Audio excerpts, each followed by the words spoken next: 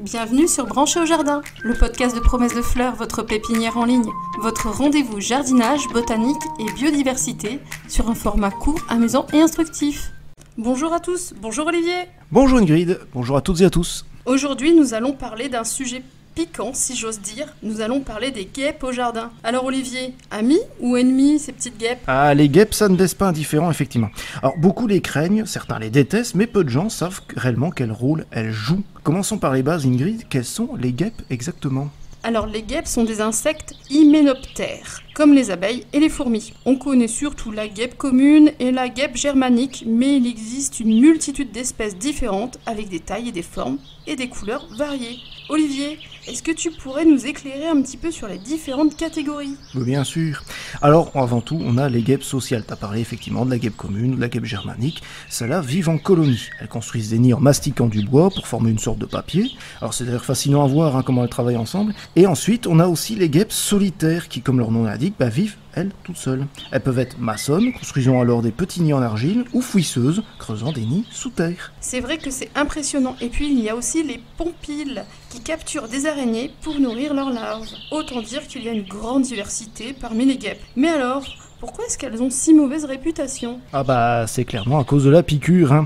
Une piqûre de guêpe, c'est non seulement douloureux, mais ça peut être aussi extrêmement dangereux, notamment pour les personnes qui sont allergiques. Donc il faut effectivement éviter de se faire piquer et faut pas prendre ça à la légère. Mais faut pas oublier aussi que les guêpes ont aussi des aspects très positifs. Par exemple, elles sont d'excellentes pollinisatrices. Elles adorent le sucre qu'elles trouvent dans le nectar des fleurs et dans nos fruits d'été. Mais elles s'invitent aussi parfois au pique-nique. Eh oui, au-delà de leur amour pour nos gâteaux, les guêpes jouent un rôle crucial en tant que régulatrices d'insectes nuisibles. En effet, elles vont capturer les chenilles, des larves, pour nourrir leurs propres larves. En somme, elles sont de véritables aides jardinières. En effet, elles participent à l'équilibre de notre écosystème. Saviez-vous même que certains oiseaux, comme le guêpier d'Europe, se nourrissent presque exclusivement de guêpes ? Elles sont donc un maillon essentiel de la chaîne alimentaire.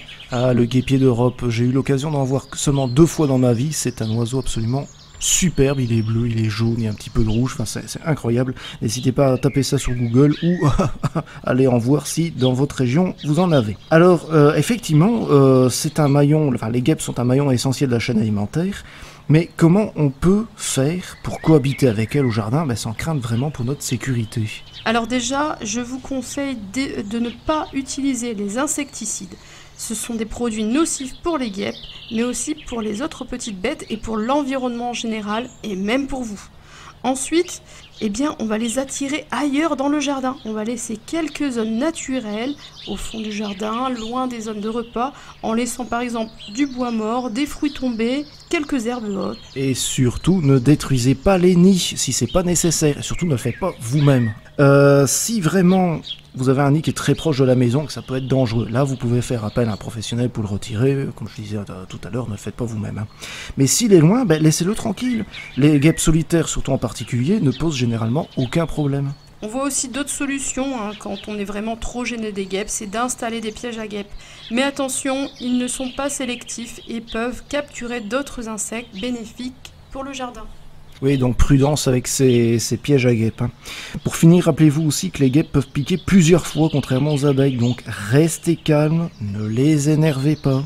Si vous vous mettez à courir dans tous les sens en agitant les bras, vous risquez de les énerver et c'est à ce moment-là qu'elles risquent de vous piquer. Et en plus, comme ça, vous avez l'air un peu stupide. Merci beaucoup Ingrid, merci à toutes et à tous de nous avoir écoutés. Merci Olivier et à très bientôt. C'était Branché au Jardin. À bientôt pour de nouveaux podcasts sur le jardinage et la botanique. En attendant, découvrez d'autres articles et vidéos sur notre site promessefleurs.com.